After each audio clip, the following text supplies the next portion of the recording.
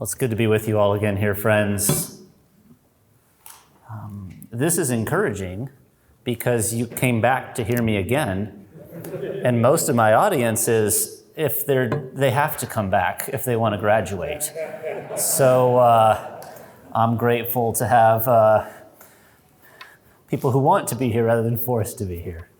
I think my students want to be there too. All right, I'm going to stop talking about that before I get myself in trouble. Alrighty, so the purpose of this breakout session, conversation, is to start drilling into what do we do if someone comes to us in our churches with allegations of abuse. All right, so I'm first and foremost a seminary professor, but I am a counseling minister at my church. We're about a 2,000 person church in Youngsville, North Carolina. And we have a number of situations at any given time where there are individuals coming saying that they're in an abusive marriage and things of that nature. Also through my private practice, where I'm oftentimes intersecting with churches, trying to help leaders understand what's going on, even as I seek to understand. So what I want to do this time is, in our main session, we built kind of a biblical theological approach towards looking at the seriousness of abuse. And I just know the fact that you're here shows that you care, that you really want to do what's right. And I know in these kinds of situations, if we get something wrong with the ministration of the elements in communion, we're not going to make the local newspaper. But if we get something wrong on abuse, all of a sudden that is far more damaging to Christian witness. And far more damaging to humans and such. So I'm really glad that you're here. I'll tell you on the outset, if you want my teaching notes from this breakout, I'm happy to give them to you. I'm going to give you an email address that you can go ahead and email, and I'm happy to send them your way. So send it to nbrooks, it's the letter N like Nate, BROOKS, at sebts.edu, Southeastern Baptist Theological Seminary. Nate at sebts.edu, and we'll get those your way. Can't promise it'll be today because I have a feeling I'm about to get a bunch of emails, but we'll get it your way. nbrooks at sebts.edu. Okay, so I want to just start we're talking about some basic statistics. So 1 in 3 women in the United States are going to suffer some form of sexual abuse in their lifetime. 1 in 3. This is not the largest number, even in developed countries. In South Africa, the number is 2 in 3, 2/3 of women. And in the United States, 1 in 6 men is going to suffer some form of sexual abuse within their lifetime as well. Now, experts in these fields feel that these statistics are actually underreported, but the number is actually likely much higher. But what that means is in my congregation, we have 3 services, about 700 people or so. At any given time, we have somewhere in the neighborhood of 350 people in our auditorium that have suffered some form of sexual abuse in their lifetime. You can do the numbers on your congregation as well. And imagine for a second if you were ministering at a church just outside of Chernobyl, right, where the nuclear reactor blew. You would have generations who would be dealing with high instances of childhood and early onset cancer. Right? And as a church, you would know that's something that would gain a certain amount of attention because of where you're located, right? Everything from there would be the cultural knowledge of, hey, here's early signs that you need to pay attention to. The church would probably work hand in hand with perhaps an oncology institute or something like that, right? Like just kind of the social care side of Christianity would be there. And then also ministering to the people in that congregation would probably emphasize a little bit more the normalcy of human mortality, the lack of much certainty about life, the tragedy of loss of children, right? But just realize that with those numbers, we essentially have that kind of situation in our churches because the numbers or the percent of individuals in the churches that are abused are directly proportional to the larger society. So 1 in 3 women in the church, 1 in 6 men in the church is going to be a survivor of some form of sexual abuse. Sometimes I get asked, why is this an issue all of a sudden? And I'd say, well, it's not an issue all of a sudden. As we looked at earlier today, it's been an issue as long as humans have been alive post-Genesis chapter 3. The issue is all of a sudden we're talking about it now, right? And really that is an opportunity. Diane Langberg is famous for stating that trauma is the missions field of the 21st century. Trauma is the missions field of the 21st century. And I wouldn't say that's the only missions field, but if people are ready and eager to talk about issues of trauma and abuse, friends, we have something that no one else does, which is actually a redemptive arc that's true and can happen. We don't believe that people are defined by what has happened to them. And that places you and me at an intersection where we're actually able to minister the gospel of Jesus Christ, the gospel of the one who is making all things new, and actually be able to offer help and healing that isn't available anywhere else. My denomination, Southern Baptist, we have an organization kind of within our convention called Lifeway Research. It's a polling organization. And in 2018, Lifeway Research asked pastors who speak about domestic abuse and sexual violence at least once a year in their churches a few questions about abuse. So these are pastors that are speaking on the topic at least once a year inside the church, right? They're cognizant of these facts. And this is what the answers were to quite a few questions they asked. They were asked, are you available of resources that can help? 96% of pastors said yes, which I'm very grateful for. 87% of pastors said that sexual abuse and domestic violence is a problem in our community. So 87% surveyed the landscape around the church and said, yeah, it's a problem in our community. Only 18% said it's a problem within our congregation. That is a massive gap, is it not? So other research has indicated that clergy are typically ranked by survivors as the second least helpful classification of individuals when they go to seek to escape an abusive situation. And I'm going to assume that that's not primarily out of a lack of heart for care. I think it's oftentimes out of a lack of training and understanding of how to handle things, right? We, the clergy, slotted one slot under other, which when we're not doing better than other, that isn't necessarily a good look for us, right? Yeah. So we're not going to talk too much in this breakout about kind of the biblical theological background of abuse, because I think we did that well in the other talk that I did. But I want to talk a little bit more about defining some difficult terms. So I acknowledged earlier, there's different understandings of what constitutes abuse. And I'll just say this, if I share some things, I'm going to be a little more specific and put a few more of my cards on the table here. If you disagree with me about some of them, that's okay. I think what I'm teaching here is a framework that can be employed by everybody in the room, okay? Does that make sense? So we don't require unanimity on this topic in order for, I think, the process to look helpful. So abuse, I think there's three different categories of abuse that we should think through. And I'm going to call them abuse A, abuse B, and abuse C.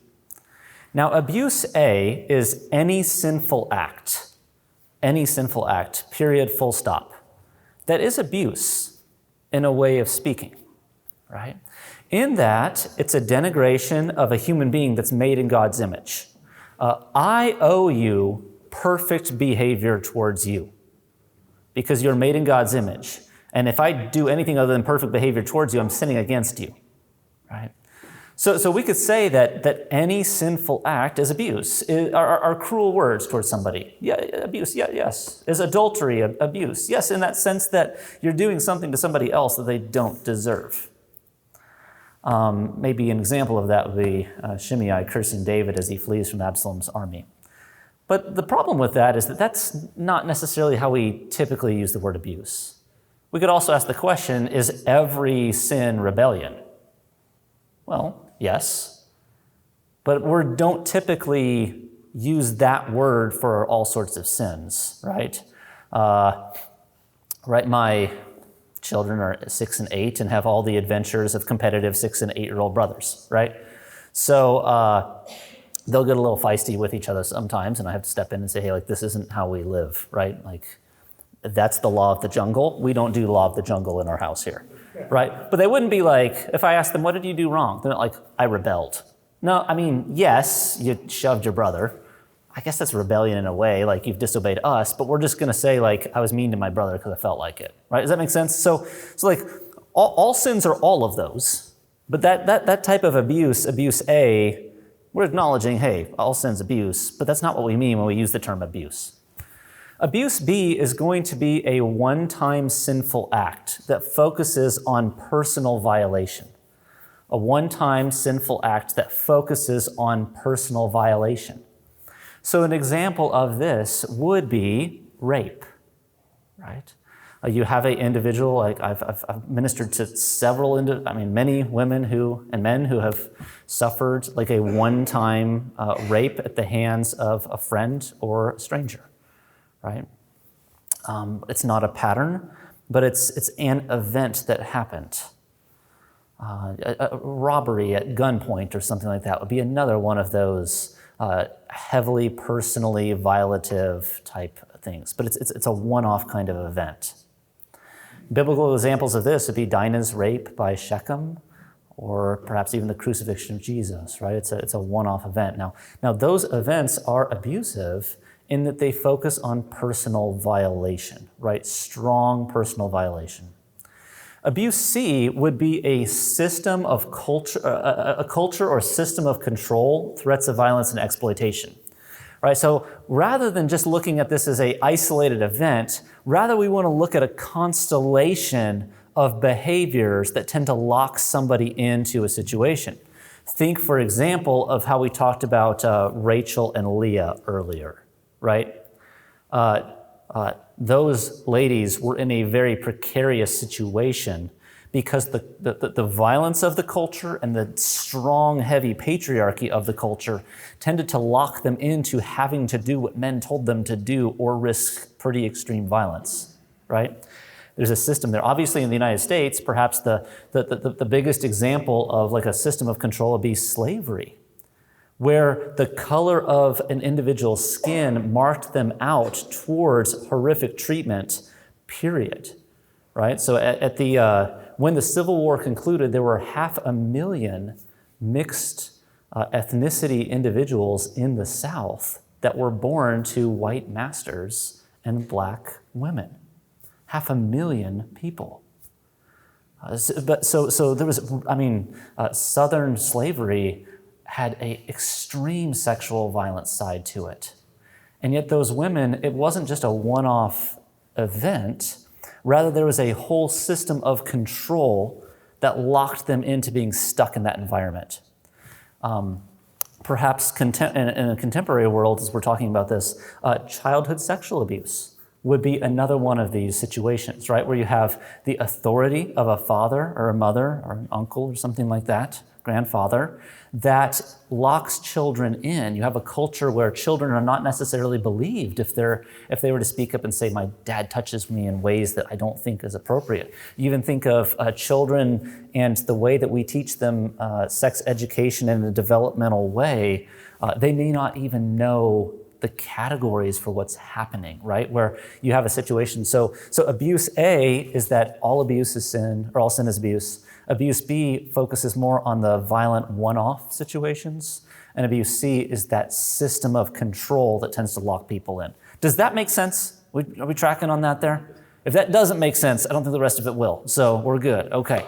Now abuse, so the rest of our time together is going to focus on abuse B and abuse C, because that's what we're here to talk about. Abuse can come in many, many different types. You have physical abuse. You think of the obvious things such as the physical hitting or violence towards another individual, but it can come in non-contact varieties as well. Dr. Neuheiser mentioned the violence towards a family pet or things like that, punching walls, standing in doorways to prevent someone from leaving, right? It's exerting power in order to control the other person's movements, either physically or by threat of intimidation.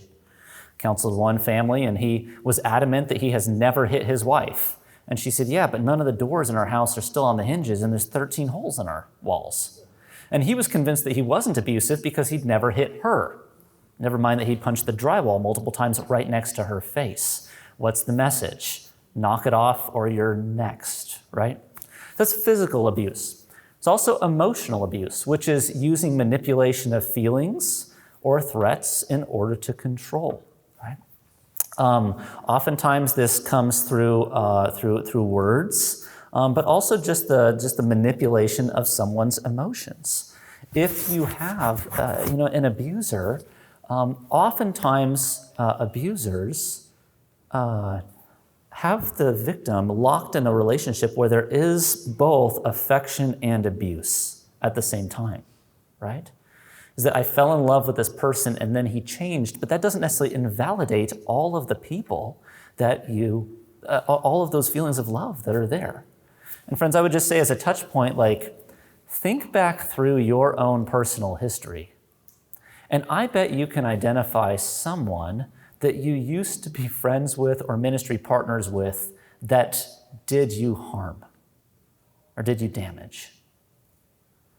And yet I bet even in your own heart, there's a certain amount of confusion over but there's still a sense of affection for those times we had, right? We aren't necessarily binary creatures where it's like my 6 and 8-year-olds, their question is always, who's the good guy, who's the bad guy?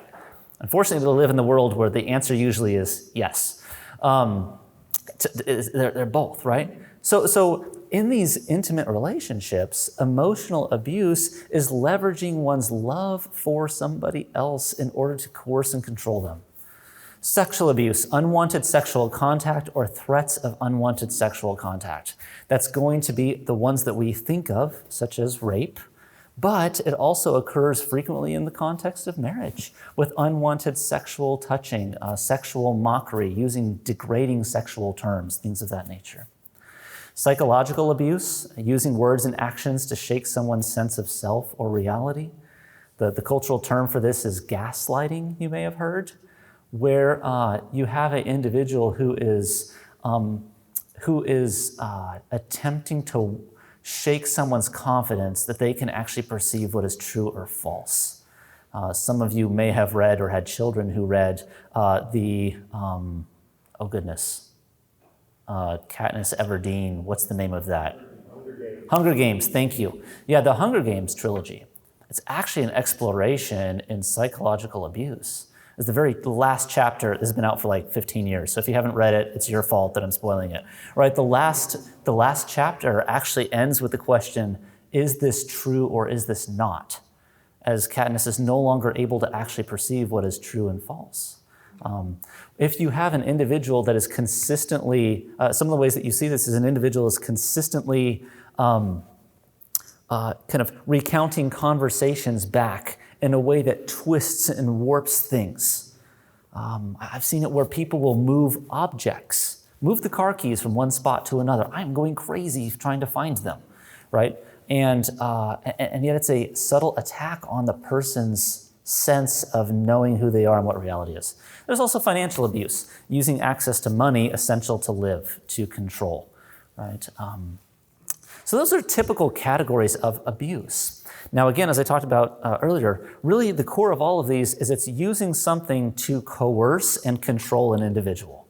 Using something to coerce and control an individual. Now, we oftentimes think that physical abuse is the worst form of abuse. It's interesting, interviews and surveys done of women who are both physically and emotionally abused in their marriages. They usually, I think about 65% of them say that the emotional abuse is worse than the physical abuse. The reason for that they give is that the physical abuse I can be done with. It's an event, it happens, and it's done.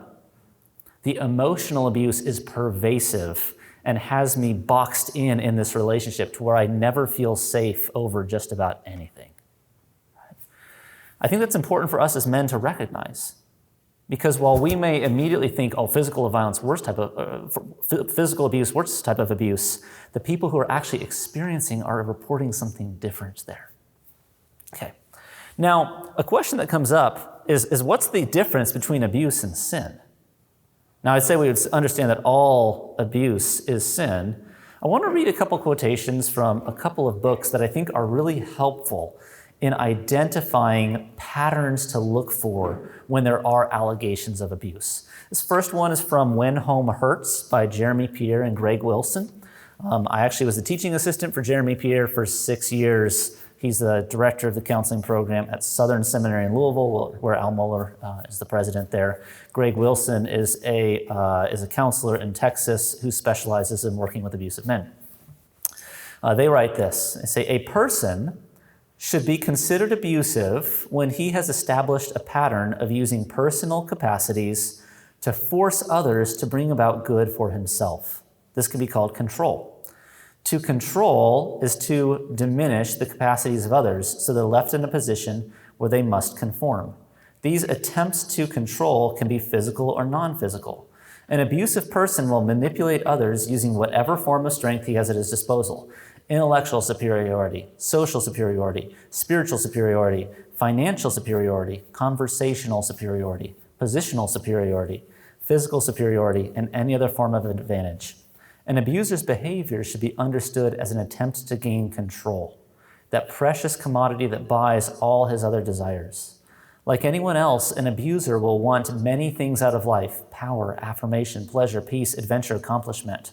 But what sets him apart from those who don't abuse is that he's figured out how to exert control as the means to gain those things. Now, one of the challenges in trying to evaluate situations for abuse is that an act can be abusive in one context, but not abusive in another context. So let me paint a scene here for you. Hey, what time am I supposed to be done here? I don't remember. 3:30, okay. I was thinking it was 3 for a second, and I was starting to panic. Okay, 3:30, we're good. Let me paint a scene here. I'm sitting in my office with a couple, and she has made some comments of how some things are not right at home. The husband seems to get angry, and he looks at her and does this. Those of you in the back may not even see what I did. It's a basic lifting of an eyebrow. Is that an abusive act? Very well could be. Not if you're a Vulcan, right? Yes, thank you. That would be a sign of emotion, and you'd be a bad Vulcan, right? Why? Well, imagine a conversation in the car that says, "Don't you dare tell that counselor of what happened last week. You can talk about anger, but don't you dare talk about what I did last week." What you have there, that facial act, is a communication saying, "Remember what I told you," which is acting to control the person by coercion, right? There will be a price to pay if you. Now, sitting around the dinner table, I may do this to my wife. That's not abuse, because I'm reminding her of some funny comment we had the other day, right? Or whatever. The act itself may be very different. The act may be the same, but the interpretation is different because of the context of it, right? And we understand this in all of life. Like, there's things that you would say to a friend of yours that you would never say from the pulpit if you want to stay employed, right? Just because it would land badly, not because it's immoral, but because it would land wrong. We just understand that we have to take that concept and put it in this field of abuse. Take a different example. Let me check here real fast. Yeah, I'll read this. This is from Darby Strickland. She has a really helpful book called Is It Abuse? A Biblical Guide to Identifying Domestic Abuse and Helping Victims. And this is not a book that you necessarily read through. It's meant to be a reference book for pastors and counselors trying to ascertain, is this abuse? I think it's in the, I put it in the notes. So this is what Darby has to say. She's a faculty member at CCEF. She says, assessing for abuse involves many layers of complexity. Our goal is to identify whether entire marriages are abusive based on whatever coercive control is the ruling force within them. This is not as simple as breaking them down to individual behaviors and labeling each one by saying, this is abuse, or this isn't abuse. The process is a lot more complicated than that. Sometimes focusing on behaviors can be an effective way to assess extreme or brutal instances of abuse. Certain behaviors, such as rape or strangulation, cross a line that allows us to easily identify them as abuse. However, people differ on whether some specific actions should be classified as abusive or not. For example, is it abusive to recklessly drive with your spouse in the car? Some of us may chalk reckless driving up to an attitude of impatience or immaturity, others to a controlling tirade. To discern whether behavior like this is abuse, we would have to know more about the incident and the context of the relationship it took place. Was it done in order to frighten and control? Did scaring the passenger accomplish something, such as getting out of a trip to the in-laws? Does this behavior fit into a larger pattern of intimidation or cruelty? We cannot detach behaviors from the heart that perpetrates them. Most often when we encounter abuse, it's subtle. Any one instance or occurrence of most behaviors can be explained away or dismissed. To answer the question, is it abuse, we need to determine whether such an event is part of a much broader system of oppression. Again, I think the illustration of constellations is helpful here. Friends, let's be real. All of us in this room are sinners.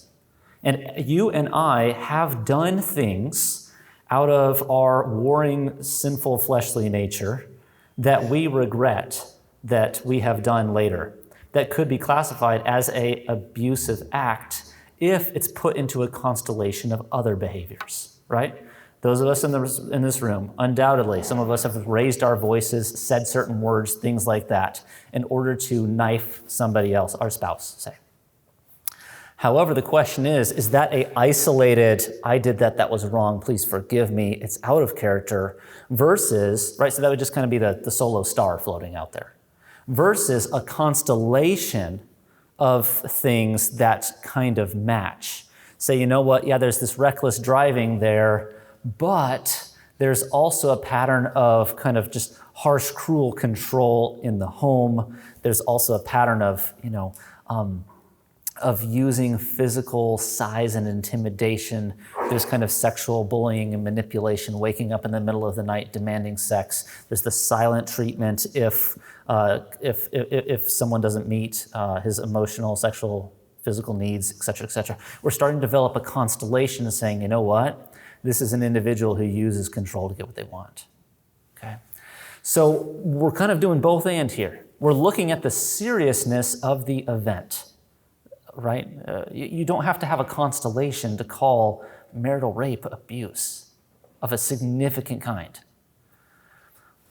Some of these other behaviors may not fall in that egregious category, but they wind up together creating an environment that is deeply controlling. Does that make sense? Tracking with that? Okay. Now, as you go to engage couples who are saying, hey, there's abuse going on in our family, I think one scriptural passage concept is really important for us to understand, is that usually what happens is people don't show up and you have a really, really well, put together wife and a really raging husband, and they say abuse is going on. In fact, oftentimes it's the opposite. Oftentimes men are very good at hiding things. I've worked with a number of churches that have had elders, deacons, church leaders that were later discovered to have been abusive physically, sexually, emotionally, etc., for 20 or 30 years sometimes. Abusers oftentimes are very good at grooming the community to feeling as though they are spiritually equipped, spiritually mature, and then they're very different at home. Oftentimes what happens is a wife will reach a breaking point and say, I cannot do this anymore. I worked with a couple, His favorite name for his wife was "You crazy effing bee." Set out. That's what he called her. That was her name. He got her diagnosed with a psychiatric disorder by a psychiatrist for relational OCD because of her insistence that he was looking at pornography somewhere, kind of the jealousy-angled OCD. And you know, that really messed this woman up. Imagine if you were in an environment in which your spouse's favorite name for you was something deeply degrading. Would that have an impact on you as the years and years and years rolled by? And then you suddenly have the courage to actually step out and tell somebody of what's going on. You're probably going to be a bit of a mess. And oftentimes, one of the first mistakes that I see pastors make is they evaluate it based off of how people present themselves. But friends, that's not how this goes. Oftentimes, an abused spouse is going to exhibit a fair amount of sin on the surface level. The abuser exhibits that deeper sin, but it's buried much deeper under a veneer that has allowed them to has enabled them to continue abusive behaviors, right? There's a scriptural passage I think that helps us here, and that's when Jesus says, if anyone causes one of these little ones to stumble, it is better for them to have a millstone tied around their neck and thrown into the depths of the sea. Now, how that helps us is recognizing a couple things. One is Jesus does not acquit the little ones for stumbling. He acknowledges that they have stumbled. But what he does is he backgrounds that and then foregrounds the one who has been the catalyst for the stumbling. And I think how that works in abusive situations is you have an abuser, 80% of the time a husband.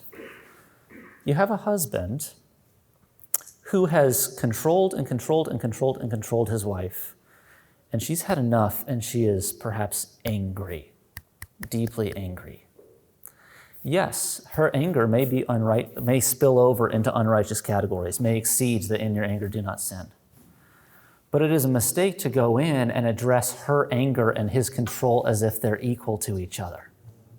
There's a difference between derivative sin and catalytic sin, if that makes sense. A catalytic sin is you have this individual who's stepping into a relationship which had the vow taken to love and to cherish, and comes into that and says, okay, how do I exploit? And so the catalytic sin is coming into something that's supposed to be a union of equals and saying, how do I subordinate this person to get what I want? That person that's subordinated is likely going to sin in response. But that's a derivative of someone else's actions. It wouldn't be there if this person didn't do this first. And Jesus says, hey, this is the thing we need to take care of first. This is where the attention goes. Doesn't mean we don't ever address anything else. But the attention isn't a mutualization of saying, hey, these two are equal. Like, she's angry, you're controlling, let's do marriage counseling. No, you have someone who's exploiting the other person. Okay. All right. Now, I want to talk a little bit about what to do when an allegation of abuse is made. So we've talked a little bit of a grid of how do we assess abuse. What are we looking for? And again, it's that constellation of behaviors. And don't get tripped up by immediate observations, because usually the distressed spouse is the one who's going to perhaps look like they have it together the least. Okay. I want to spend the rest of our time looking at how do we respond to allegations of abuse. Again, email me for these detailed notes if you want them. When an allegation of abuse is made, there's a phrase that floats out there that I'll be honest that I really don't like too much. And that's always believe the woman. Have you heard that cultural phrase? Okay. Now, I don't like that phrase because I read my Bible. And even think of what we walked through earlier, where there are instances, Lot's daughters, Potiphar's wife, I think that it's actually a grave injustice if we say always believe the woman, because what about righteous Joseph? We would call him a rapist because he always believed the woman. But I think it's important to note that that phrase has popped up as a reaction to something else, which it wasn't said, but it was a women make this stuff up. If you read Diane Langberg's work on abuse, she's a psychologist, very wonderful Christian psychologist who started working with female abuse victims. All of her supervisors told her that these women were hysterical. It's actually kind of Freudian thinking that filtered down into the psychological realm, saying that these women are hysterical. That's not real. Dr. Jim Neuheiser earlier referenced how some of his training was very strongly pushed towards this really isn't as big of a deal. In my own counseling tradition, I've done some research on what did early nouthetic counseling teach? And a lot of those early books argued that actually Jay Adams wrote an article in which he said that if a husband is molesting his daughter, look at the question of, is the wife depriving him of sex? And then she's kind of responsible for that. Okay, that's bad teaching. I appreciate some things Jay Adams wrote. I also disagree with some things that Jay Adams wrote, right? We're scholars, we understand we can do that. It's not partisan counseling politics. But right, I mean, there was that heritage where the assumption was that men weren't cruel like that. And so that phrase, always believe the woman, came as a reaction to a functional, always believe the man. I think a better phrase, and me and some of my colleagues use this phrase a lot, is treat every allegation as credible. Treat every allegation as credible. Now, what does it mean to be credibly accused? It means that there is enough evidence to say this merits further consideration, right? We operate as though it is true, but we're not saying that it is automatically true, because we do understand abuse, people who say they're abuse survivors can lie. They're also the extreme minority. As I said earlier, the FBI places the statistics at somewhere in the neighborhood of 2 to 8% are false allegations, largely because the person who is making the allegation oftentimes winds up the loser in these situations. It's risky. If you want to go listen to Rachel Denhollander speak of the cost of being a abuse survivor who speaks publicly, she does really good work on that topic. So the false accusations occur, but the overwhelming majority are not false. Okay? So we want to treat the allegation as credible. Now, if abuse that's alleged is marital or adult on adult, remember that not all domestic abuse situations present themselves as being domestic abuse.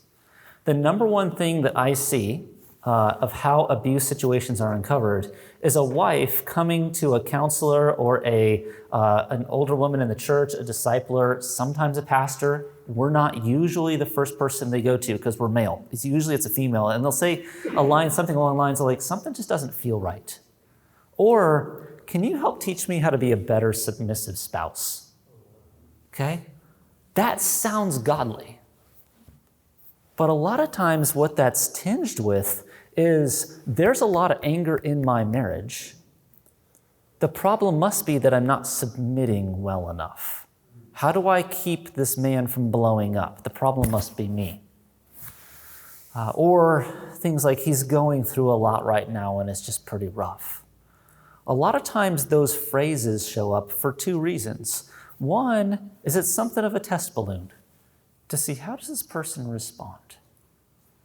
How does this person respond? Are they safe? Are they trustworthy? The other could be that the other individual doesn't necessarily have a good paradigm for what a healthy marriage is supposed to look like. This could be normal, right? And I would just say, especially in a culture with high levels of male pornography use and typically low teaching on explicit sexual topics in the church, we can set up a situation where women often don't know what disordered male sexuality even looks like right? We just have to understand that that's there. Other times, domestic abuse situations, a husband may say, my wife is unmanageable, or she needs help knowing what to do. She follows the rules if she's told what to do. She's a good wife that way. It's this control pattern, right? Just like politicians and athletes who get caught with something, abusive spouses oftentimes try to get ahead of the story a little bit. If you're in a conversation with someone and it's peppered with spiritual language in a way that seems a little bit off, a lot of times I found that's overcompensation, right?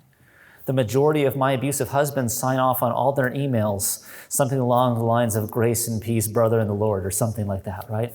They're good at using spiritual language that for us as pastors and ministers, we tend to think, oh, that person's good. Abusers tend to conform to the language around them. Okay. Now, if abuse is towards a minor, friends, you must get the police involved, period. It's the law of the land. It's the law of the Bible. Romans chapter 13, right? We are to be subject to the governing authorities. And in every state in the United States, ministers are mandatory reporters for suspected child abuse. I would encourage you to know what this law is. It's not hard to go ahead and look at it. I can't tell you what it is because there's 50 different states and there's 50 different laws. In North Carolina, where I live, if I suspect child abuse, I'm required to report it. If I have a reason to suspect it. Now that's a little bit elastic. And just a pro tip, my friends, here's what I've done when I've had to report these things, or I'm unsure. I actually go ahead and call up either Child Protective Services or the police. In my state of North Carolina, you call the police, there's not a separate Child Protective Services. And what I'll do is say, hello, I am a counselor. I have been given this information by a client. I do not know if this meets the threshold for mandatory reporting or not. Please advise me of what I am to do. Okay? So what that does is that allows you to anonymously ask the question, do I need to do this? And then the police will tell you, or the Child Protective Services, yes, you do need to report it, or no, you don't need to report it. You know, sometimes we may have a negative view of kind of governmental services in the arena of family issues. Friends, I'll be honest, all of my interactions with the governing authorities on this topic have typically been very, very good. So they take it seriously. I've worked with them. I've worked in a situation in a church that I've been a member of where we've had to intersect with law enforcement. I've been a counselor, like an outside counselor as well. And these interactions typically go well because we share the same values at this point, namely protecting children. If you have something disclosed to you and you do not report it, in the majority of states in the United States, you're actually guilty of a misdemeanor at that point and can be charged as an accessory for child endangerment. So just recognize this, is that if it's a child, it's mandatory reporting. It's actually the same if it's elder abuse or an individual who is developmentally disabled, because all of those are dependent categories. If it's abuse towards a dependent, you are a mandatory reporter. And I've done teaching overseas and had questions from students of asking like, yeah, but the police are corrupt, so there is no mechanism for that. And friends, I would just tell you, we have it really good in the United States, where our government actually cares about the protection of children being exploited. Okay. Now, if the abuse is towards an adult, you are not a mandatory reporter in most states. There's a couple states that you are, but most of the time it's not. So again, check your local states. The reason for that is that, and also if it's an act committed towards a minor who is now of the age of majority, they have to be the one to report it, not you. Does that make sense? So it's only if it's towards someone who is actively a child right now is mandatory reporting. Everything else, it's the survivor's responsibility to report if they want to press charges. All right. Now that's kind of the legal side of things. But we also have to think of, we're churchmen. We're not law enforcement. And there are many types of abuse that are not illegal, but are immoral. Just in the same way that adultery is not illegal, but it is certainly immoral. And so the types of abuse that you and I are going to be involved in as churchmen and churchwomen, those situations are going to be much broader than just sexual abuse or just criminal sexual abuse. Okay. Now, one of the first things to consider is, what does the survivor need at the moment? What are they asking for?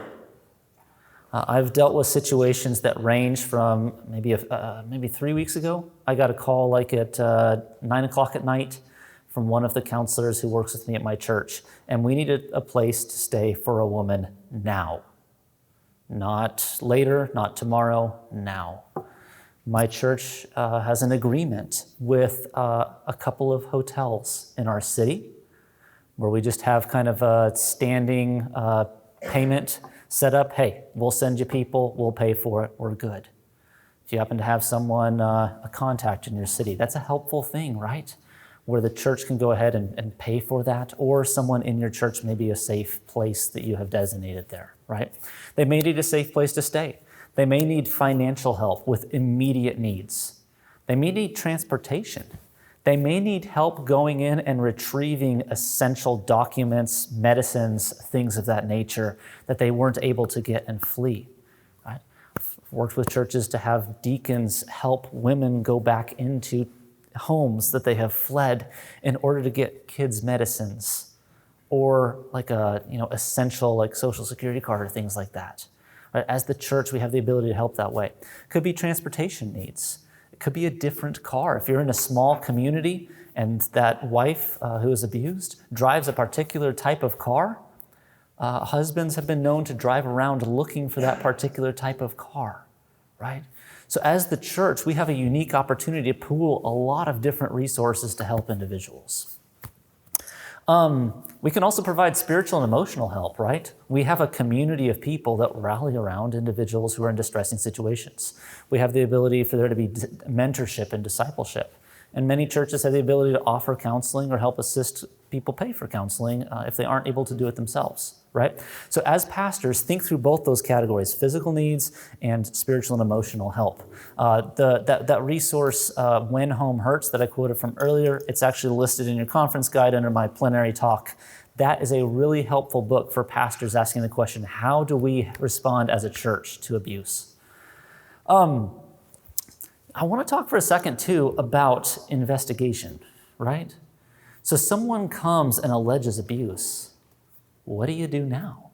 After those initial needs are met, like what do you need? Okay, what do you do now? For situations involving minors, remember that you are not to be the one who does the investigating. The reason for that is this is a potential criminal matter, and there may be evidence that needs to be preserved. And if you go and talk to the person who's being accused, oftentimes, shall we say, evidence has a way of disappearing.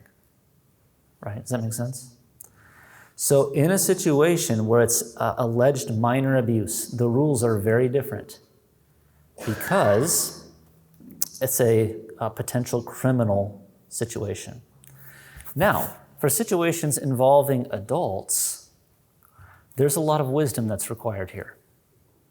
Imagine for a second that you have Janine who comes to you and says, hey, my husband's abusive. He's got a really flash temper. He's made some threats, et cetera, et cetera. What will happen if you go call up Joe and say, hey, Joe, Janine says that you've got like a bad temper and you punched some walls and threatened her. What's up with that, bro? What will happen? What will happen when Janine goes home and all of a sudden runs into Joe? The number one time that a wife is most likely to be killed by a husband is when she first initially makes clear that abuse is taking place in the home. Because what's happened is all of a sudden his facade has cracked. I think it's either 400% or 700% more likely to be killed at that moment than any other time in the timeline. And so, friends, a lot of well-meaning pastors actually wind up harming abuse victims before we even get out of the gate by going and asking Joe, who may seem very mild-mannered at church, and asking him, hey, what's going on here? Until you know the safety of the situation, we got to be careful, right? We worry about safety first and then deal with other issues, okay? Now, here's a challenge about investigations that are church. And when I mean investigations, I mean trying to figure out what's happening. And friends, can we just acknowledge that sin makes things really hard? I'm a Southern Baptist, which means that we're the denomination that really believes in local church autonomy, right? That's kind of what we do. There's some challenges, though, in terms of investigating abuse with a belief in local church autonomy. And that's this. 80% of abuse survivors are women. And in complementarian denominations, leadership is male. Now imagine for a second that you have a couple that comes before the elders. And the elders, and the husband says to the elders, my wife is nag. I can't do anything right. I work hard, I bring home a lot of money, I love my kids, I think I'm doing a good job, but man, I do 10 things wrong, I do 9 things right and 1 thing wrong, and she nails me on the 1 thing that's wrong. And the wife comes in and tells the elders, hey, my husband's just emotionally distant. He works hard, yeah, but then he comes home and he sits there and he's kind of checked out and he's there physically, but it just doesn't seem like he's that clued into what's going on with me emotionally. It's really hard, it's distant, it feels like he's distant from the kids, and then he wants sex at night. Which one of those are the elders naturally going to gravitate towards hearing more loudly? It's going to be nag, isn't it? Because that's typically their own experience. And friends, our Bible has some pretty strong words about partiality, right? James goes after those who look at a rich person and say, hey, here's a nice front seat for you. Oh, poor person, go sit in the back. And friends, this is a danger of complementarianism. I think the complementarian is the biblical way to do it. Wouldn't be here if I didn't believe that. But at the same time, do you see how our systems are actually loaded against females? Because the authority of the church rests in males, and we typically inhabit our own experience as opposed to having ears towards female experience. I think that's just something to wrestle with and be wise about, right? Is that in complementarianism, we need to have the ability for females to speak into that in really meaningful ways because their ears are attuned to differences. I'll just be honest, I have had an equal number of males and females come up to me after that session that I just did, and say, thank you for thank you for talking about Leah and Rachel's experience. About an equal number of those. But look at the number of men here versus the number of women. The percentage of women who have come and said, thank you for thinking about that, is a lot higher than the number of men. And guys, I'm a guy too, right? I naturally inhabit my male-oriented perspective. So in complementarian churches, we need to understand that we can accidentally load ourselves up towards partiality. The other challenge on church investigations is that this person is connected to a lot of people in this church, right? Relationships run deep. Oftentimes, many abusers are individuals who have a long history of supposed faithfulness and yet are tyrants at home. And so what I have found to be very helpful for churches is actually to work with an organization that shares the same evangelical background and has training in abuse and trauma situations, not necessarily not to run the show. We believe in local church autonomy, but to simply be a helpful guide in helping think through these situations, especially when they're complicated, right? This is not a commercial for Courage Christian Counseling, my organization, this is something that we do. There are plenty of others that do it as well. Many of you may have good contacts in this arena. But one of the joys that I get to do is walk alongside churches where they're trying to figure out, hey, this is our first rodeo on this one, and we want to make sure we get it right. Just finished working with a church where an elder had been sexually abusive towards one of his daughters, right? How do we do this? How do we organize this so that we follow our church bylaws and at the same time really take seriously like this accusation that wound up being true about this elder, right? That can be hard, especially when there's relationships tied into it. Sometimes having that outside perspective is helpful. And I don't know if the EFCA has that kind of thing built into it as well, as I'm an outsider to y'all's denomination. But you want to make sure it's an individual who has that kind of training, or individuals.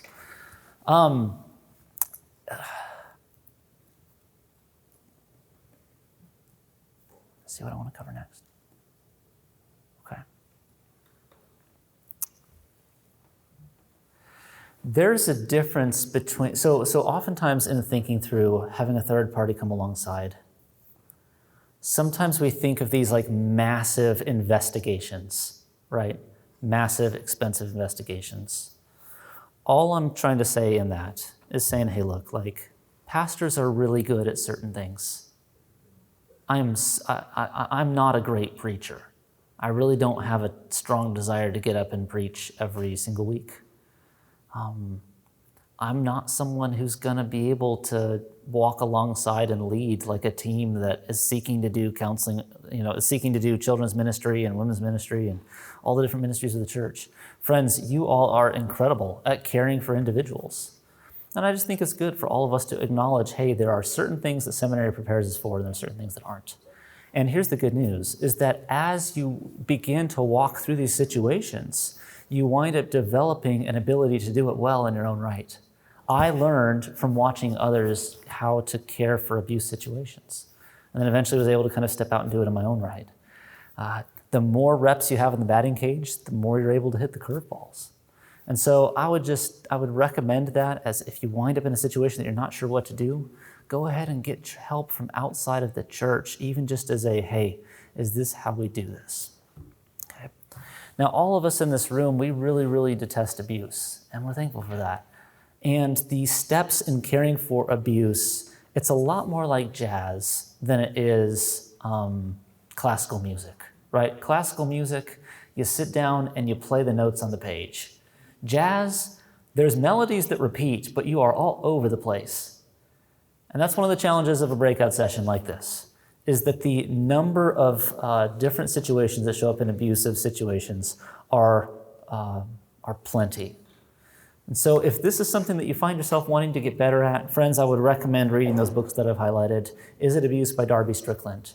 Try and get the sense of what abuse feels like, smells like, tastes like. When Home Hurts by Pierre and Wilson.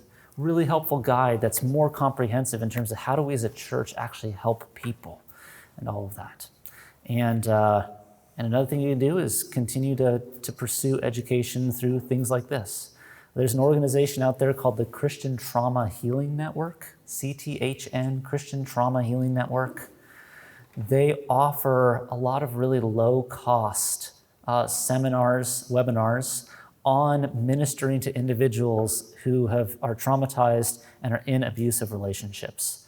It's a very staunchly evangelical organization that really works to help equip churches with things like this. If you have a counseling ministry at the church, they actually have packages that you can buy for all of your counselors to gain access to all of their materials, as well to raise our ability to care.